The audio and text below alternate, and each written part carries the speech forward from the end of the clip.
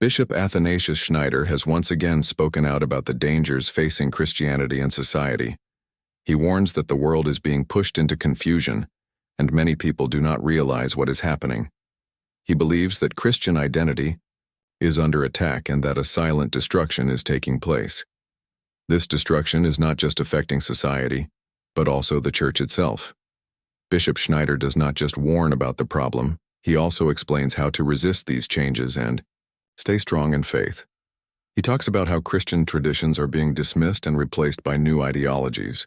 He says that these changes are not random, but part of a larger plan. According to him, international elites are using ideas like solidarity and inclusion to reshape society. He says that their real goal is to change the cultural identity of Europe and weaken its Christian foundation. Bishop Schneider is not against welcoming those in need, but he warns that the current migration policies are not as innocent as they seem. He believes that these policies are being used as a tool to change the Christian identity of Europe.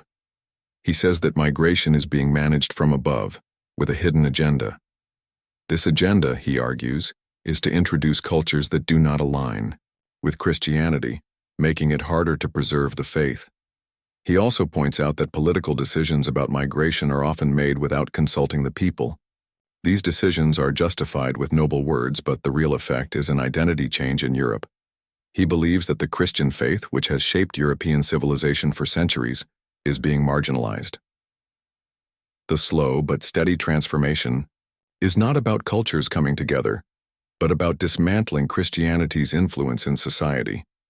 Bishop Schneider insists that this is not a new problem. He says that for years European leaders have been making decisions that seem to serve global interests rather than the well-being of their own people. He claims that migration policies are not just about helping those in need, but are part of a plan to redefine European identity. According to him, cultural and religious traditions that do not integrate well with Christianity are being promoted over traditional Christian values. He is especially concerned about how the spiritual aspect of this issue is being ignored. In the name of progress, Christian traditions are being labeled as outdated. Meanwhile, new ideas that have no connection to Europe's history are being pushed forward. He says that this is an attack on Christianity itself. What worries him even more is that some members of the church are supporting these changes. He believes that some church leaders have misunderstood the gospel and have confused charity with cultural surrender. By opening the doors to ideas that weaken Christianity, they are harming the very mission of the church. This, he says, is why Christianity is being pushed into the private sphere, while public life is being reshaped by completely different principles.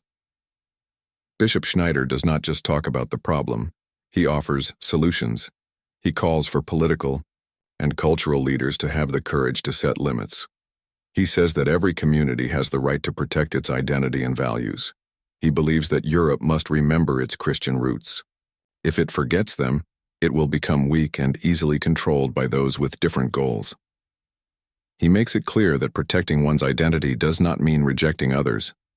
Instead, it means knowing who you are and preserving your heritage. He warns that if Europe lets go of its Christian roots, it will lose its sense of purpose.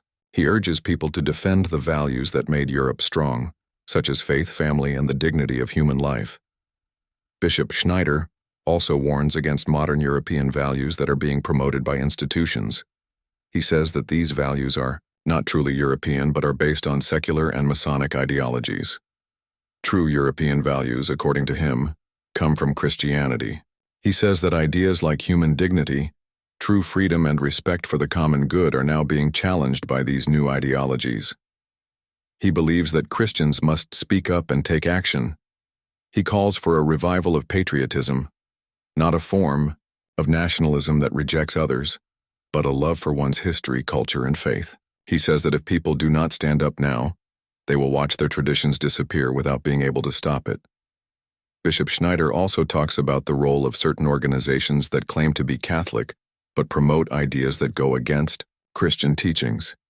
He warns that some of these groups receive funding from governments or private foundations that have anti-Christian agendas.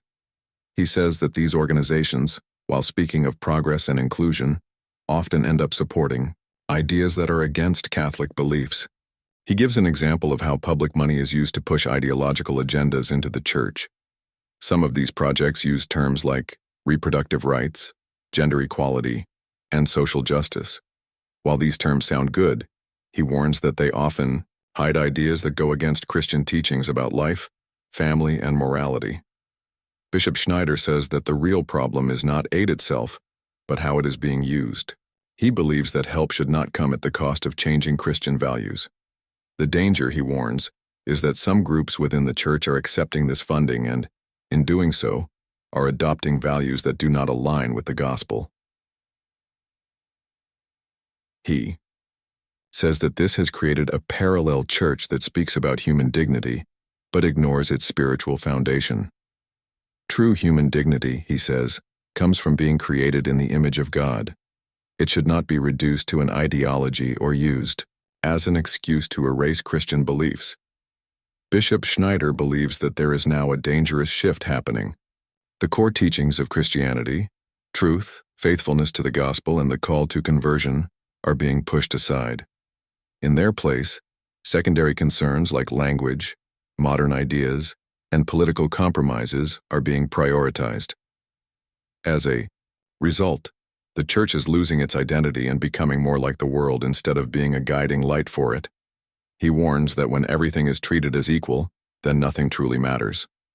The church is supposed to stand for something, but if it adopts the language of the world, it will lose its influence. People will no longer find true faith in the church because it will not offer anything different from the rest of society. Bishop Schneider calls on Christians to resist this trend. He says that faith must be defended, and the truth must be spoken. He believes that Christians should not be afraid to stand up for their beliefs, even when the world tells them they are wrong. He encourages people to remain strong and not be deceived by false ideas that try to replace true faith. He reminds everyone that Christianity has survived many attacks throughout history. The key, he says, is to remain faithful and to pass on Christian values to future generations. He believes that the future of Christianity depends on those who are willing to stand up for it today. Bishop Schneider's message is clear. Do not be deceived. The world is changing, and Christianity is under attack. But if people stay strong in their faith, they can resist these changes and preserve their beliefs. He urges Christians to remember their roots, defend their traditions, and not be afraid to speak the truth. The time for silence is over. Now is the time to act.